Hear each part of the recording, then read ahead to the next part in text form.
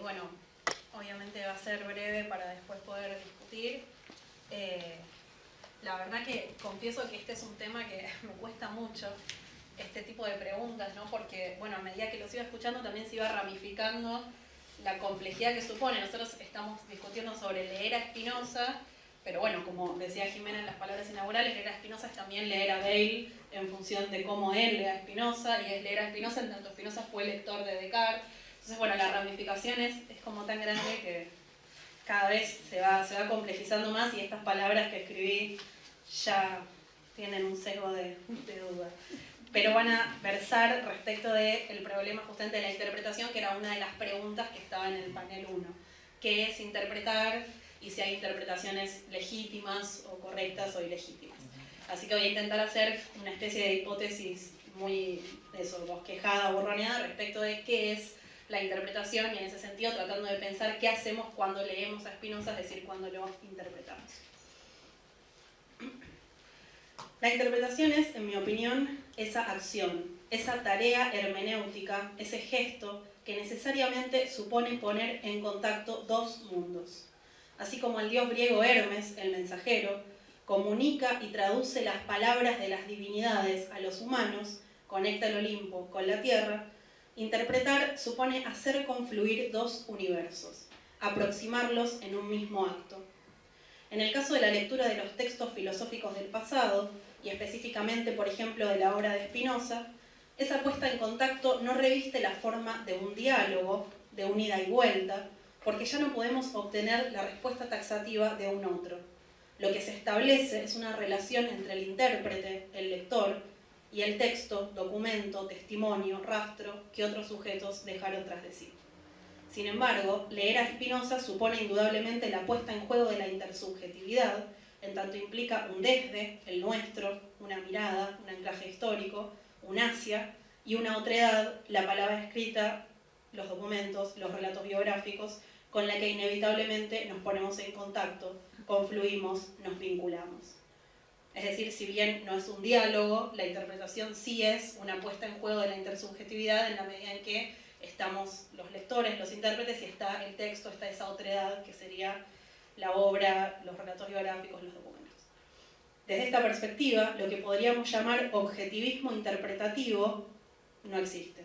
No hay una interpretación posible, correcta, válida, objetiva, que debe ser encontrada, que puede ser develada como tal, y es por eso inapelable. La puesta en juego de la intersubjetividad, que toda interpretación, como contacto entre dos mundos, supone, implica negar el objetivismo. Interpretar es justamente producir una aproximación y un contacto que siempre implica un desde, una visión situada, una mirada. Creo que en ese sentido es necesario asumir la tensión irresoluble que existe entre el imperativo de la objetividad, que se supone en la tarea de los historiadores de la filosofía, y el pensar mismo, el acto mismo de leer. La tensión entre ser objetivos, fieles a la letra y espíritu de un autor del pasado, y la acción de acercarnos desde nuestro lugar a leerlo, no puede resolverse, porque no hay reflejo perfecto, sino que siempre existe una cuota propia de la que hay que hacerse cargo.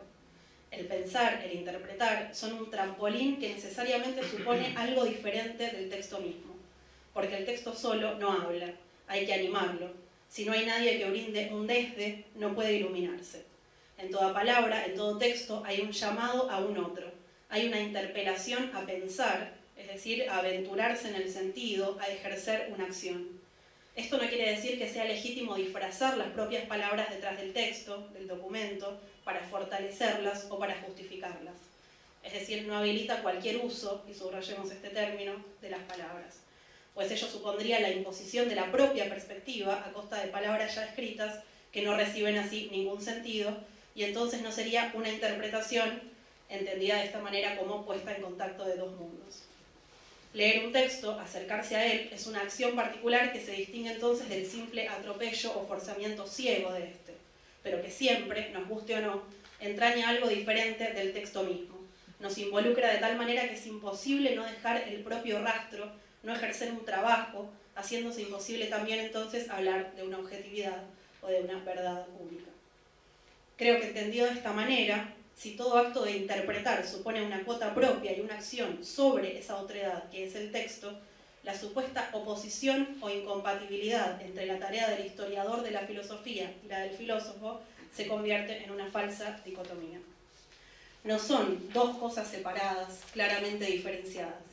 Hacer historia de la filosofía es hacer filosofía en la medida en que implica ejercer la actividad de pensar, en tanto supone atreverse a alumbrar un sentido y en ese acto a construir un pensamiento, a arrojarse desde el trampolín que la propia potencia de pensar entraña. Interpretar, acercarse a los textos del pasado, es hacer filosofía, es pensar.